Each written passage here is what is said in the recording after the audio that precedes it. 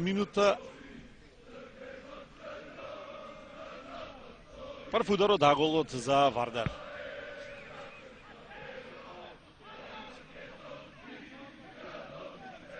Ќе го изведе Дашјан.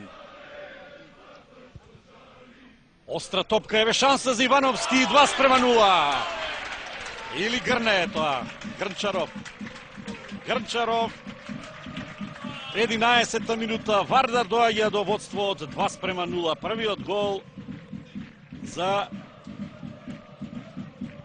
Грнчаров во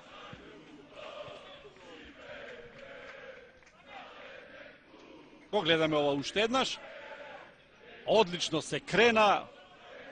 Прецизно стрелаше, 2:0 за... Ще действа в титулярната си позиция на десен външен полузащитник. Сега точно на Делев ще има възможност да сътвори първата опасност пред вратата на Ник Дашев. Ето го в близък план младия вратар на Черноморец, който се утвърди на титулярния пост от началото на сезона. Пас към Бобан Грънчаров, удари 1:0. Какво начало за Ботев в началото на втората минута. Пловдивчани излизат напред в резултата след много прецизно центриране на Тодор Неделев и удар с глава на македонския централен бранител. Трябваше да се наясно в състава на Черноморец, че Ботев има навика да изпълнява по подобен начин на втора града, където се включва Бобан Грънчаров. Едно от така наречените заучени положения и ето, че този двубой започва по-рано. Колко красив момент в срещата. Шут от волена, Тодор Неделев и пак Нена Терич спасява. Правят каквото си пожелаят футболистите на Ботев Пловдив. За удоволствие както на нас, така и на своите фенове. Отново Ерич показва класа. Буксира тази топка и докато гледахме повторение, Ботев стига до четвърти гол. В 70-та минута 4:0 за състава на Станимир Стоилов. Направи каквото можа на Терич, но футбол е колективен спорт. Не може вратаря да спасява положение след положение, когато защитата бездейства. Бобан Грънчаров вдига победоносно ръце и той записва името си сред голмайсторите. Случва по трибуните.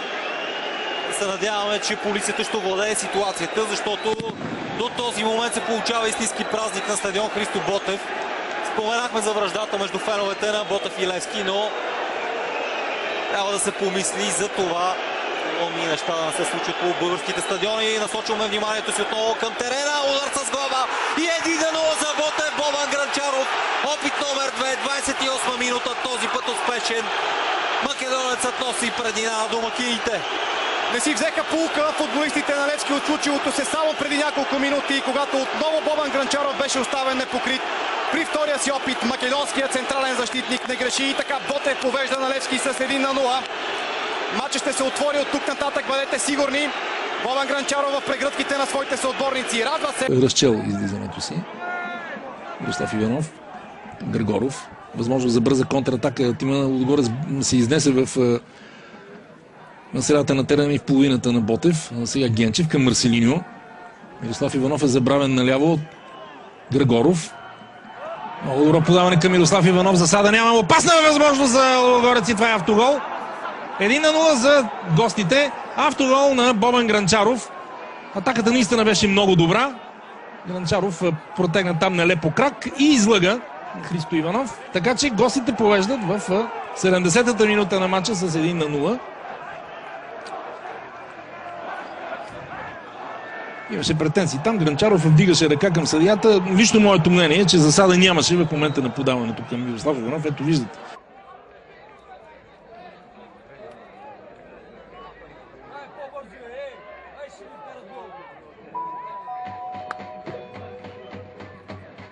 Две минути добавено време на срещата.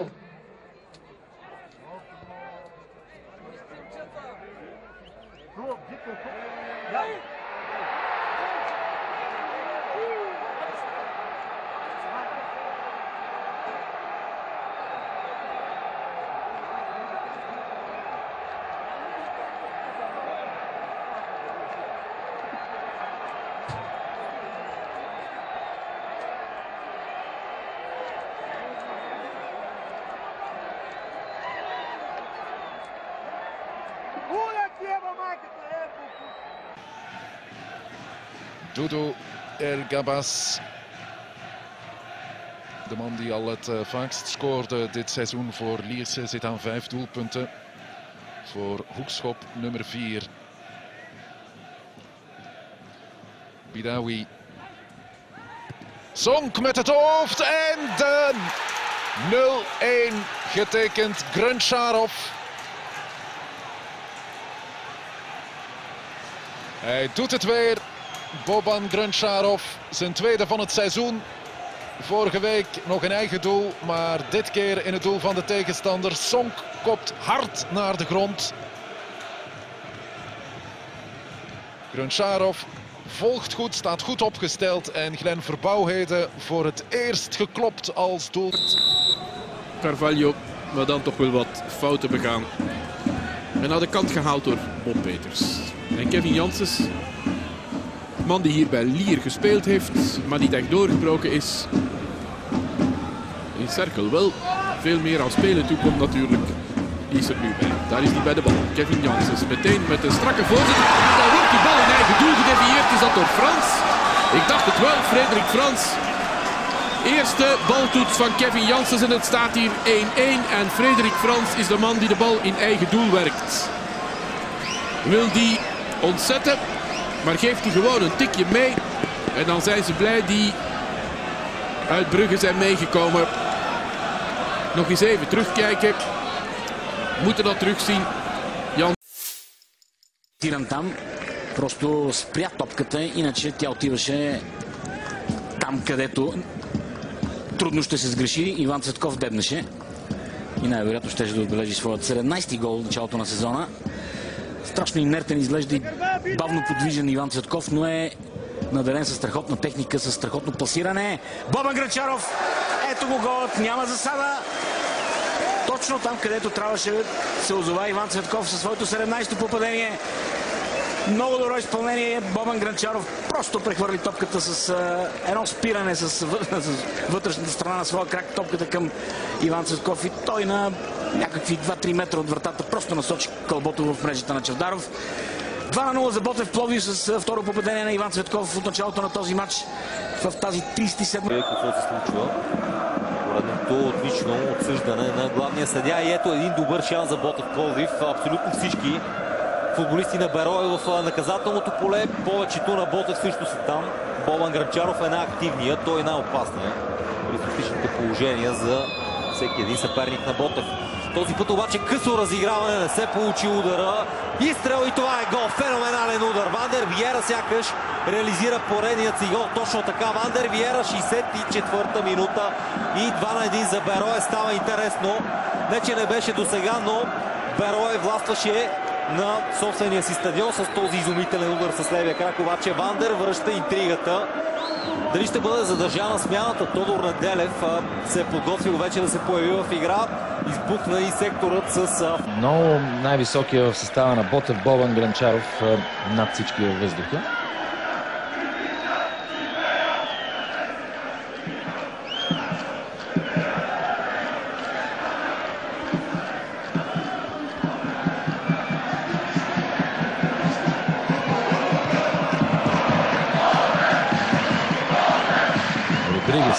С поредното му включване в атака там. Тоест това беше Лукас Саша Пустека.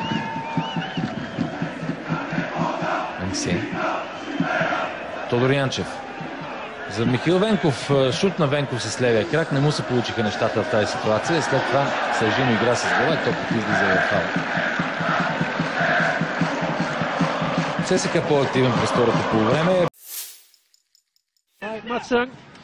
Driving into the area, Mutsung deflected off the crossbar and away, and Macedonia survive. Well, it's a great run on this left-hand side. Bezimo. Cross turn away has provided a good outlet in this 26 minutes or so. Sadison defending today, Tchaikovsky. Penetresiu, Bezimo looking for the substitute. Back is broken for the second and swept into the corner. На фланг Громов. Підключення і подача Давко, штрафний. Головою не вдається пробити.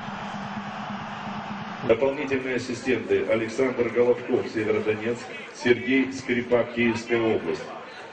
Четвертый арбитр Евгений Данильченко, Луганск.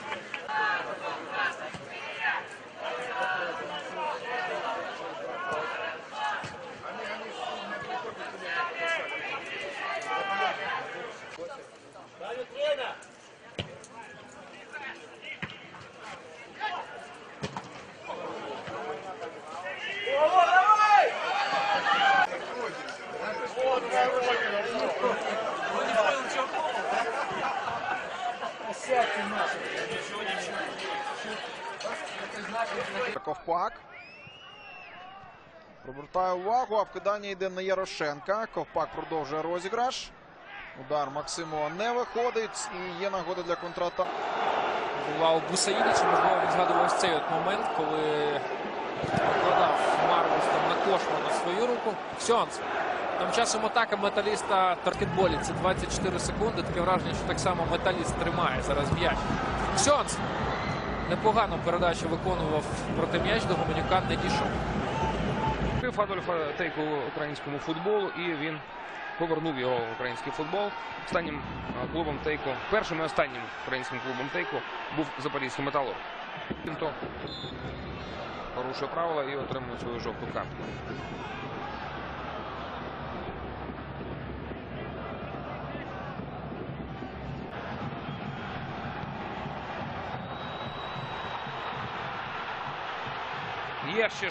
Є ще шанс вирвати перемогу у Антонова. Ленс, Макаренко, Бокані.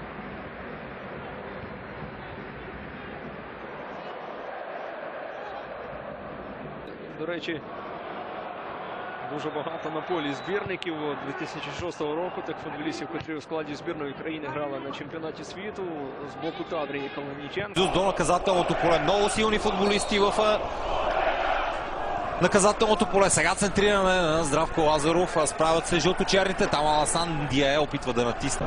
Забави се изпълнението на корнера. Чак сега сигнал на Николай Йорданов. Ето го центрирането на Белит на близката града. Още един страхотен шанс за Локомотив Пловдив. Действат играчите на Локо Пловдив и Ботев. Сега Костас Казнаферис добре се измъква от Сърмов. Може да центрира на границата на наказателното поле, където обаче добре пласирания Бобан Гранчаров се